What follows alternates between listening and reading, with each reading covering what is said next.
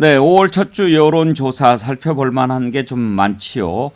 가장 궁금한 것 가운데 하나가 이제 퇴임을 사흘 앞둔 문재인 대통령 마지막 지지율이 어떻게 됐을까 궁금한데 이은영 소장님 조사된 게 있지요? 네네. 지금 어저께 MBS 조사랑 오늘 갤럽 나온 거가 있는데요. 네. 어제 MBS 조사는 지금 46% 긍정평가가 어허. 그리고 오늘 나온 갤럽은 긍정평가가 45%로 이걸로 이제 마지막 그 공식 레코드라 그래야 될까요? 예. 이걸로 기록이 될 것 같아요. 갤럽은 지금 3, 4일 전국 1000명 대상으로 조사를 했고요. MBS는 지난 2일에서 4일 1000명 대상으로 조사했습니다. 예.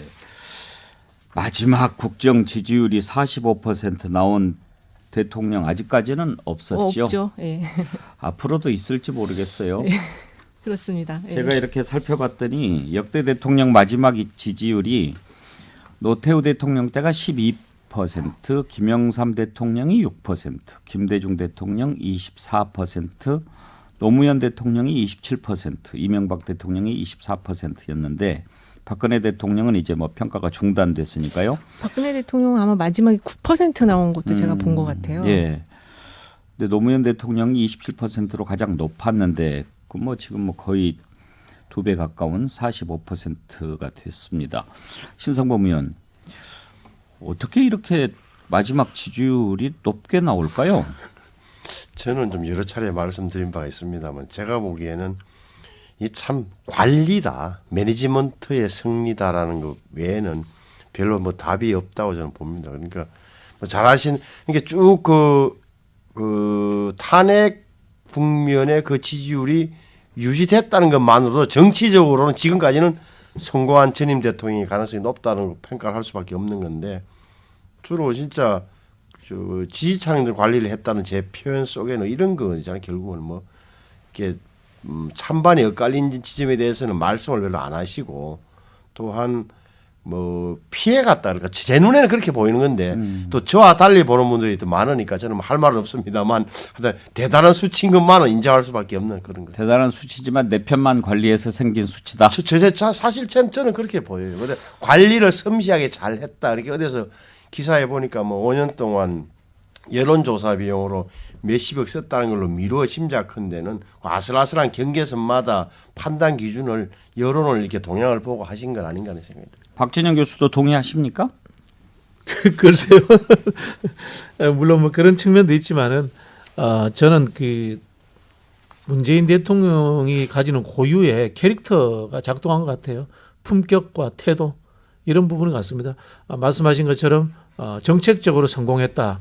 정치적으로 정권 재창출을 하지 못했기 때문에 성공했다라고 하기 어렵습니다. 그럼에도 불구하고 기존에 있던 정치인 또는 후임 대통령까지도 비교해 봤을 때 품격과 태도의 문제에서 많은 차이를 보여줬기 때문에 저는 개인의 그 인격, 품성 이런 데서 오는 지지도가 많이 높지 않은가 그런 생각이 듭니다. 45% 지지율 놀라운 거죠. 뭐 굳이 폄하할 이유도 없고 그렇지만 또 이게 자랑이라고 할 만한지는 또 역사가 어떻게 평가를 하느냐에 달려 있다고 봐야 되지 않겠습니까, 윤희석 대변인? 네, 저는 이거를 질문과 물어본 질문의 내용과 답한 분의 답변 내용이 다르다고 봐요. 문 정부에 대한 지지율을 물어봤는데 사람들은 난 문 대통령이 그래도 좋아. 아까 말씀하신 대로 박 교수님 말씀하신 대로 인품도 좋고 뭔가 품격이 있어 보여. 이런 거에서 난 뭐 정책 잘 못한 것 같아도 그래도 나는 좋아. 이렇게 생각하시는 답변이 섞여 있다고 저는 봅니다. 그래서 이거를 조금 더 건조하게 얘기를 하면 지지층 관리를 잘했다. 예를 들어 노무현 대통령 같은 경우도 마지막에 뭐 한미 FTA라든지 제주 강정 해군기지라든지 이런 현안에 대해서 지지층이 별로 좋아하지 않을 만한 일들을 하셨단 말이에요. 예, 그런 것들을 안 하시니까 뭐 안 하셨는지 못 하셨는지 모르겠는데 그 기존의 지지층들은 계속 변함없는 그런 호감을 유지하고 있는 것이 이렇게 반영된 거라고 저는 개인적으로 생각합니다. 세월이 많이 흘러서 돌아보니까 김대중 대통령 물러난 게 이제 20년 됐네요. 그런데 그때 24% 우리가 생각했던 것보다는 좀 낮은 것 같아요. 아마 마지막에 아들 문제 이런 것들이 좀 홍삼 트리오 그렇죠. 문제가 있었던 것 같고 노무현 대통령 27%인데 내 기억에는 더 낮았던 것 같은데 이건 또 오히려 꽤 높게 27% 나왔던 거네요. 근데 역사는 지지율보다는 성과를 기억할 겁니다. 예. 김대중 대통령의 남북평화협력, 그다음 말씀하신 것처럼 노무현 대통령이 한미 FTA라든가 강정말 이런 걸로 대한민국이 이제 선진국으로 가는 기틀을 닦아주신 거거든요. 그리고 지금 노무현 대통령에 대한 재평가가 많이 나오잖아요. 근데 그때 당시에는요. 우스갯소리로 이게 다 노무현 그쵸. 때문이야 뭐 네. 이런 말이 유행할 맞아요. 정도로 반감이 좀 있었는데 그리고 지금 7%. 네, 예. 문재인 대통령 같은 경우는 상당히 좀 운이 좋은 대통령이라고도 말씀드릴 수 있는 게 그 코로나가 상당히 높은 지지율의 어떤 배경이 됐다 이렇게도 말씀드릴 수 있겠어요. 임기 후반에 이제 중반쯤에 코로나가 생겨가지고 임기 후반에는 거의 갈등 과제를 할 수가 없고 그냥 코로나 관리만 했거든요. 예. 그래서 이렇게 지지율이 높게 유지될 수 있었던 것이 아닌가 그렇게도 좀 보여집니다. 그렇죠. 또 코로나 이슈에 가려가지고 웬만한 다른 이슈는 또 부각도 안 맞아요. 됐으니까요. 네. 그리고 대체로 이런 위기 상황에서는 지도자의 지지율이 좀 높게 그렇죠. 나오는 예. 편이기도 하죠. 힘을 실어주죠 보통. 네. 윤석열 당선인 지지율 조사도 있습니까? 네, 이게 지금 오늘 갤럽에서 조사된 건데요. 잘하고 있다 41%, 잘못하고 있다 48%. 그래서 지난주랑 대비하면은 지난주에 이제 그 지난 한 3주간 비교해 보면 50%, 42%, 43%, 41% 이런 순으로 지금 한 8% 빠졌다가 한 2%또 올랐다가 다시 또 1%포인트 빠지는 이런 흐름을 보이고 있는데 전체적으로 지금 40%대 초반이거든요. 그래서 아마 다음 주에 이제 취임식을 하고 나면 약간의 컨벤션 효과는 있을 수 있을 것 같은데 이게 50%를 넘어가진 또 않을 것 같아요. 예. 그래서 썩 좋은 지금 직무수행 평가를 받고 있지는 않다. 이렇게 볼 수 있고 부정평가의 이유로는 대통령 집무실 이전, 인사, 공약 실천 미흡 이렇게 좀 나오고 있어서 아까 말씀하신 것처럼 가장 중요한 성과 부분에 있어서 지금 평가가 안 좋다. 공약이나 이런 성과 내려고 하는 부분에 있어서 평가가 안 좋다. 이렇게 좀 말씀드릴 수 있겠습니다. 혹시 인사와 관련해서 따로 물어본 조사도 있습니까? 아직 구체적으로 물어본 거는 없는데요. 그 지금 이제 한덕수 총리 평가 이런 게 개별 장관에 대한 평가들은 있는데 그거 말고 이제 그뭐 뉴스토마토가 네네. 의뢰해서 미디어 토마토가 조사한 것이 하나 있던데요. 5월 3일부터 4일까지 18세 이상 전국 성인 남녀 1,015명 대상으로 새 정부 인사 평가 물어봤더니 네.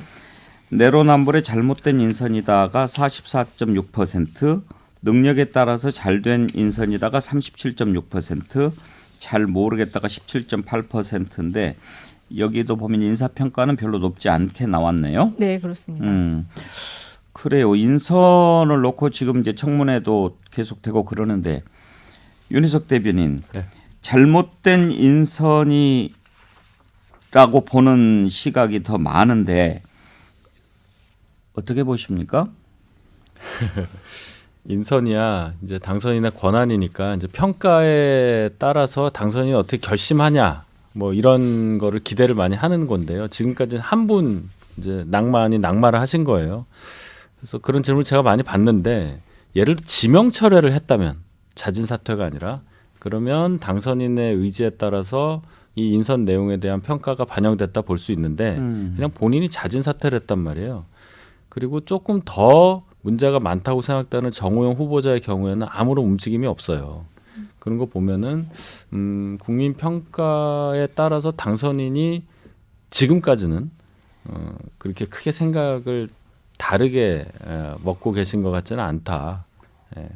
일단 그렇게밖에 제가 말씀을 드릴 수가 없네요. 박진영 교수, 지금 윤석열 당선인 측에서 그런 얘기를 했다고 하는데 만약에 이렇게 뭐 한동훈 후보자 연계시켜서 한덕수 총리 낙마 이런 이야기 계속하고 그러면 우리 정호영 후보자 그냥 지명할 거야 이렇게 얘기를 했다고 하는데 어떻게 생각하세요?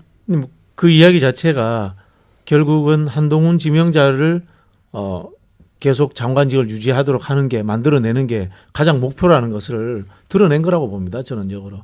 똑같이 민주당이 한동훈 왜 찍었어 이야기하는 거지 않습니까? 그런 측면에서 저는 보여지고요.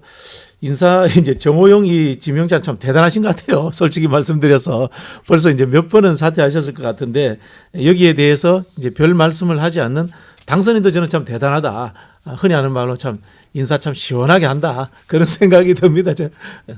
아니 그렇게 말씀하셨다는 거는 이제 그 철회 가능성을 염두에 두시는 거잖아요. 그리고 생각했다는 예, 얘기죠. 그런 내용이니까 민주당도 지금 이제 그 검수한 바, 그러니까 검찰 개혁 법안 처리하는 데 있어서 지금 당 지지율이 좀 떨어졌다는 얘기가 있잖아요. 그러니까 인사와 관련해서는 이제 좀 그런 거를 좀 살펴서 할 필요는 있다. 지금 너무 완전히 밀어붙이게 하면은 또 지방선거에는 좀 긍정적이지 않을 수 있거든요. 예. 저는 전반적으로 예. 느낌이 온 국민이 이제 다 아시는 대로 민주당이 이제 한덕수 총리 후보자의 인준 문제는 우리 손에 있다. 어차피 뭐 표결을 해야 되니까 다른 장관 후보자들은 대통령 당선인 손에 있을지 몰라. 이건데 결국 이제 한덕수 총리 인준안 후보자 인준을 받으려면 한동훈과 정호영의 거친 표현은 목을 내놔라 이런 건데 장관목을 그게 너무 이제 국민들이 볼 때도 전 너무하네. 왜 별도로 안 못 볼까라는 지점이 하나 생기는 것 같고 여기에 대해서 윤석열 당선인은 그래? 그러면 한번 해봐. 한번 해보자고 이런 거란 말이에요. 왜? 표결 가서 한번 부결시켜 보세요. 그 대목에는 제가 볼 때는 그 한덕수 총리 후보자에 대한 반대 여론은 없지만 적어도 결정적인 뭐 범법 사실은 청문회에서도 안 나왔고 일부에서는 차분한 태도나 식견 같은 게 높이 평가한 대목도 생겼단 말이에요. 그런데 정말 부결시켜 보라니까 이렇게 좀 강대강 대결로 가는 거 아니야. 남는 문제는 그러면 결국은 다들 뭐 마음속에 생각하고 계시겠지만 그럼 정호영, 한동훈 중에서 누구를 하나라도 그래도 뭐 액을 이상하게 뭐 하나라도 처리해 주세요. 이렇게 된단 말이에요. 김인철 다음에 김인철 플러스 1이냐 더하기 1이냐 2냐 이 문제로 남을 건데 그 대목에 대해서 나는 윤석열 당선인이 끝까지 밀어붙일 가능성이 있다고 봐요. 사실은. 정호영, 한동훈도 다 데려갈 가능성도 좀 남아있다. 그래서 민주당이 어떻게 할지는 모르겠어요. 봅시다. 그리고 이은영 소장님. 네.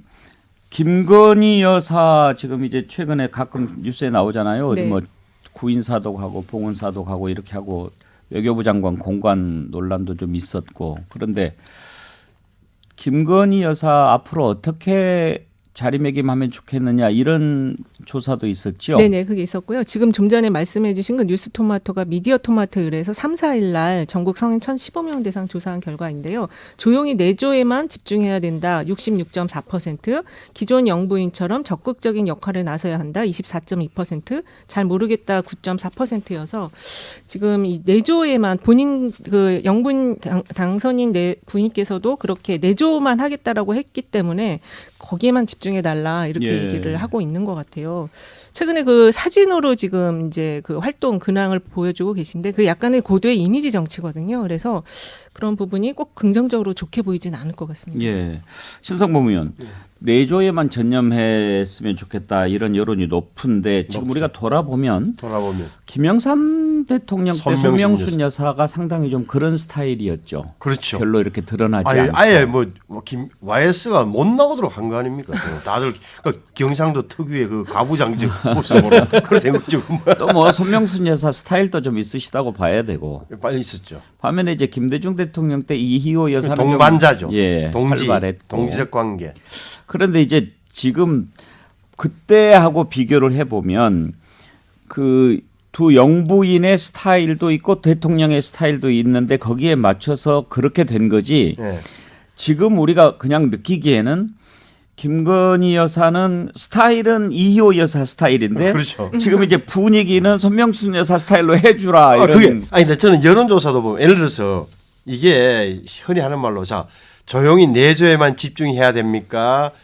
기존이 적극적인 역할에 나서야 합니까? 물어보면 정말 7대3 내지 6.5대 3.5로 당연히 내조에만 해줘. 왜?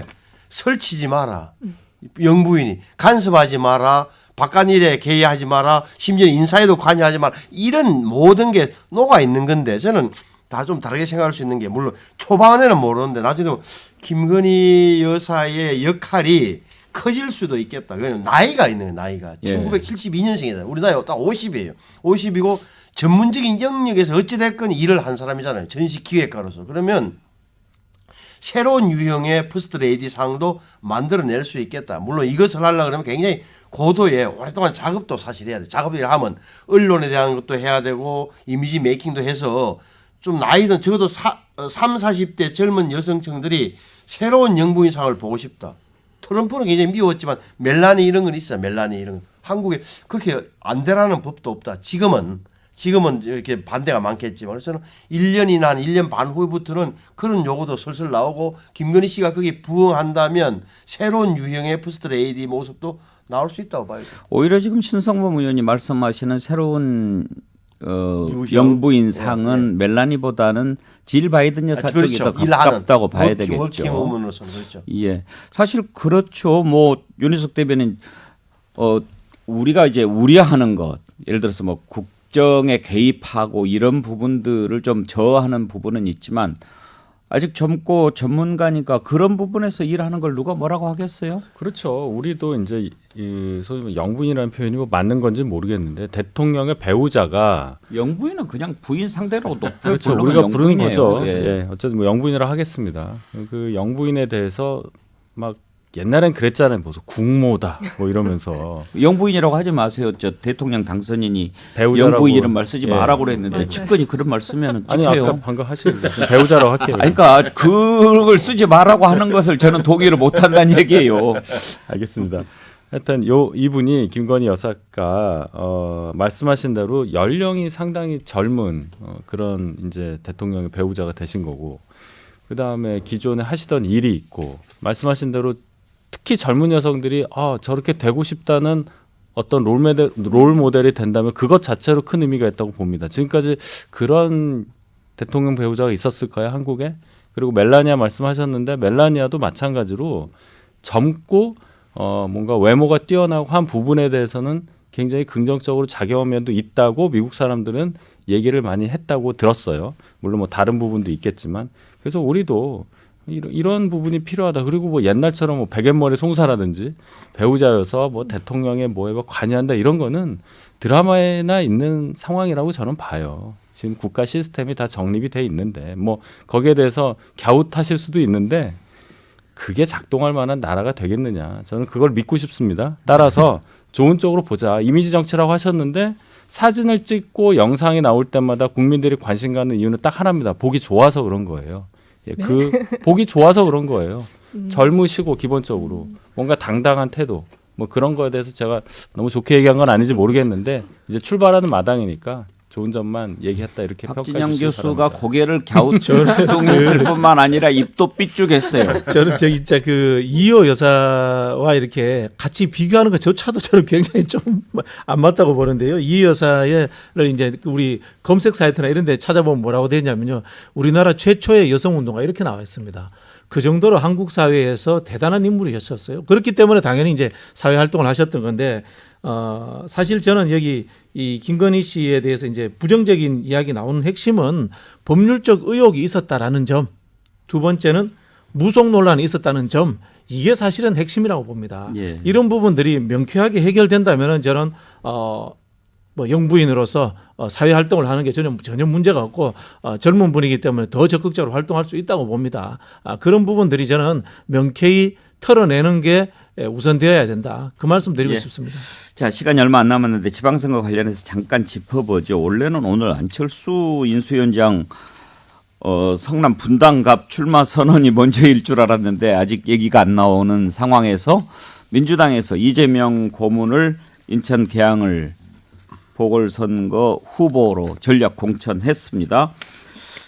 자, 이렇게 해서 이제 인천 계양을의 후보로 나서게 됐는데 이준석 대표가 오케이 우리도 그러면 저격 공천하겠다라고 지금 큰 소리를 쳤습니다.